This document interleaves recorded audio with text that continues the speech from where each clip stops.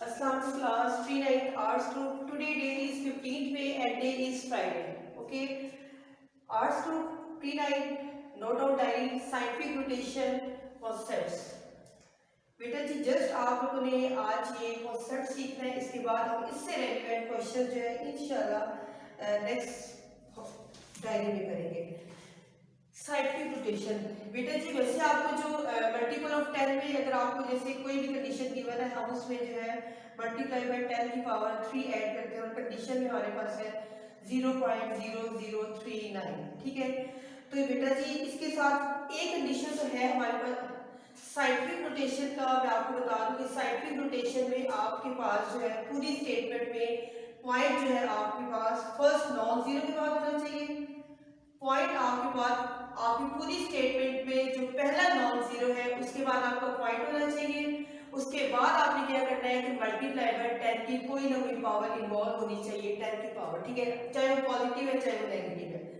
ठीक है, अब हमारे पास देखिए 10 की पावर तो इन्वॉल्व है, लेकिन हमारे पास यहाँ पे जो है पॉइंट हमारे यहाँ नहीं होना चाहिए बल्कि पॉइंट हमारे यहाँ पे होना चाहिए। ठीक है, अब इसका मतलब है कि हमने पॉइंट की मूवमेंट करनी होती है। पॉइंट अगर आपका लेफ्ट पॉइंट, ठीक है, लेफ्ट टू राइट और सेकेंड कंडीशन में आपका राइट टू लेफ्ट। दो ही सिचुएशन है आपकी, या तो आपका पॉइंट लेफ्ट से राइट की तरफ जाएगा या राइट से आपका लेफ्ट की तरफ आएगा। ठीक है, राइट टू लेफ्ट और लेफ्ट टू राइट। ठीक है, देखिए आपके पास ये घड़ी है ना, ठीक है, अगर आपको घड़ी ऐसे चलती है तो ये रोटेशन हमारी होती है क्लॉकवाइज रोटेशन। अगर आपके पास जो है इस फॉर्म में होगी तो ये होती है एंटी क्लॉकवाइज रोटेशन। ठीक है, अगर हमारा पॉइंट जो है राइट से, ठीक है, राइट से लेफ्ट की तरफ आएगा, राइट टू लेफ्ट आएगा, ठीक है, मतलब एंटी क्लॉकवाइज रोटेशन में अगर हमारा पॉइंट मूव करेगा तो हमारे पास 10 की उतनी ही पावर आएगी जितने पॉइंट को मूव करेगा। ठीक है, फॉर एग्जांपल हमारा पॉइंट जो था यहाँ पे था और यहाँ पे नंबर ऑफ 3 डिजिट्स के बाद हमने पॉइंट को शिफ्ट किया है तो हमारे पास आएगा 10 की पावर 3 पॉजिटिव 3। ठीक है, इसके बाद अगर आपके पास जो है पॉइंट जो है लेफ्ट टू राइट की तरफ हमने मूव किया, ठीक है, लेफ्ट से राइट की तरफ हमने मूव किया, इट्स मीन कि आपके पास 10 की पावर तो आएगी लेकिन नेगेटिव पावर आएगी। क्लॉकवाइज रोटेशन में 10 की पॉजिटिव पावर और एंटी क्लॉकवाइज रोटेशन में 10 की नेगेटिव पावर आएगी। ठीक है, ओके बेटा जी, आपके पास आपने क्या करना है कि ये स्टेटमेंट आपको गिवन है, आपने अगर साइंटिफिक नोटेशन में करना है तो आपको पॉइंट जो है 3 के बाद चाहिए। हमारा स्टेटमेंट में फर्स्ट नॉन जीरो है 3।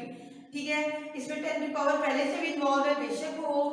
आपने क्या करना है कि आपने पहले ये लिखना है 10 पावर 3। आपने कहना है कि हमारा जो है पॉइंट हमें चाहिए यहाँ पे 3, फर्स्ट नॉन जीरो है 3। हम कहेंगे आपने यहाँ पे ऐसे करके एक एरो डाला है कि हमारा 3 यहाँ 3 के बाद हमारा पॉइंट है। अब आपने क्या करना है कि पॉइंट तो आपको हो जाएगा 0.9 पॉइंट अपनी जगह पे आ गया। साथ ही इसकी 10 की पावर आपने इन्वॉल्व करनी, कितने डेसिमल पॉइंट आपने मूव किया 1 2 3 और क्लॉकवाइज रोटेशन लिए एंटी क्लॉकवाइज रोटेशन लिए। देखिए क्लॉकवाइज रोटेशन लिए, क्लॉकवाइज रोटेशन लिया तो 10 की पावर आपके पास आ गई -3 मल्टीप्लाई बाय 10 की पावर ये जो आपको पहले से 3 मौजूद था।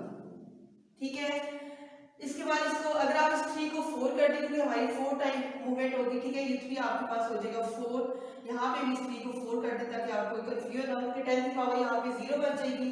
ठीक है, यहाँ इसके बाद आपने क्या करना है, ये बन जाएगा 3.9 मल्टीप्लाई बाय 10 की पावर -3 10 की पावर 4। इन दोनों की बेसिस सेम है, पावर्स आपने इनकी ऐड कर देनी है। 10 की पावर हो जाएगी -3 + 4 इज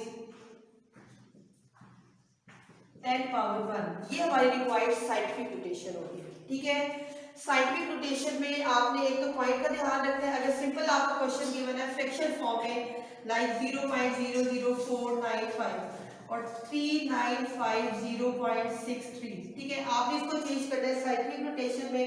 तो साइंटिफिक नोटेशन में करने के लिए आपको देखिए पॉइंट को ऊपर भी आपने, ठीक है, 4 के बाद लेके आना है और नीचे आपने पॉइंट को 3 के बाद लेके आना है। ठीक है, इसका ऊपर वाली की अलग साइंटिफिक नोटेशन होगी, नीचे वाली की अलग होगी। कुछ स्टेटमेंट्स ऐसे होते हैं जिसमें बेटा आपका पॉइंट होता ही नहीं है, ठीक है। पॉइंट फॉर एग्जाम्पल 5 2 वो आपसे कहते हैं इसको साइंटिफिक नोटेशन में चेंज करें। आपने अगर ये सीखा हुआ है कि पॉइंट हमारे पास जो है फर्स्ट नॉन जीरो के बाद होना चाहिए, इसमें तो पॉइंट नहीं है, लेकिन आप देखो कि कोई भी नंबर है उसको आप इस फॉर्म में नहीं लिख सकते हो ना, पॉइंट इन्वॉल्व कर सकते हो, लास्ट में आप पॉइंट डाल दो, जीरो डाल दो, आपका पॉइंट इन्वॉल्व हो जाएगा, फिर आप पॉइंट की जहां मर्जी शिफ्टिंग कर लें। ठीक है, पॉइंट नहीं है तो लास्ट में आप पॉइंट जीरो डाल के अपना पॉइंट इन्वॉल्व कर लें। आपका जो है बेसिक कॉन्सेप्ट्स है आपके 6.3 के, जिसमें आपने सीखना है साइंटिफिक नोटेशन सीखनी है, राइट ऑफ डेसिमल फॉर्म सीखनी है। साइंटिफिक नोटेशन होगी, ठीक है। डेसिमल फॉर्म में आपने क्या करना है कि डेसिमल फॉर्म में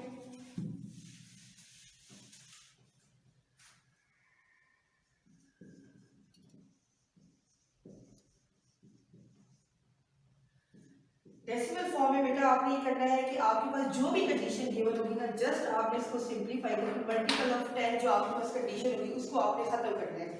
जो भी आपके पास 10 की पावर इन्वॉल्व होगी आपने इसको जो है खत्म करना है। क्लियर? अगर आपके पास जो है 10 की पावर, फॉर एग्जांपल मेरे पास क्वेश्चन है 0.85 मल्टीप्लाई बाय 10 की पावर 4, ठीक है। 10 की पावर 4 को हम ओपन कर लेंगे, मींस के 1 और 4 0। क्लियर?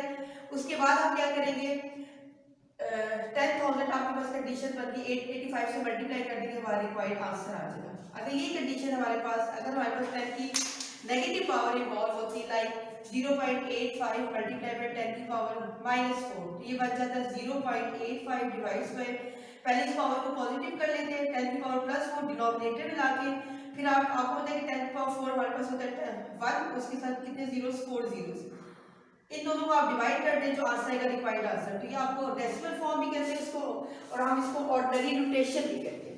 ठीक है बेटा जी, आज के लेक्चर में आपको साइंटिफिक नोटेशन, डेसिमल फॉर्म, इसके बाद जो भी कंडीशन गिवन होगी ना आपको, उसको आपने चेंज करना है साइंटिफिक नोटेशन में। ठीक है, तो आपके पास फॉर एग्जांपल फ्रैक्शन फॉर्म में आपको गिवन है, मेरे पास सिचुएशन है 4.39 मल्टीप्लाई बाय 10 की power 4 divides bye 3.5642 multiply by 10 की पावर 3। इस सारी कंडीशन को तो मैंने साइंटिफिक नोटेशन में करना है, तो उससे पहले अगर इसको मैं मजीद सिंपलीफाई फॉर्म में कर दूं कि मेरा ये एक ही फ्रैक्शन बन जाए, तो मैं इन दोनों को डिवाइड कर सकती हूँ, इन दोनों को सॉल्व कर सकती हूँ। 4.39 और 3.5642 इनको अलग से डिवाइड कर लेती हूँ 10 पावर 4, और ये कंडीशन ऊपर जाके 10 पावर आपके पास -3 हो जाएगी। ये सिचुएशन डिवाइड होकर आपके पास एक रिजल्ट आ जाएगा, पावर ऐड होकर आपके पास 10 की पावर 1 हो जाएगा। तो अब आपके लिए सिंपलीफाई करना आसान है, इसके लिए आपको न्यूमरेटर को अलग सॉल्व करना था, डिनोमिनेटर को अलग, इसके बाद फर्दर फिर आपको इसको सॉल्व करना था। तो बेटर है कि आप एक ही दफा इनको सिंपलीफाइड फॉर्म में ला के इसको सॉल्व कर लें। ठीक है बेटा, आज के लेक्चर में आपके बस बेसिक रूल सीखने थे, यहाँ पे आपका जो है लेक्चर एंड होता है। ओके, थैंक यू, अल्लाह हाफिज़।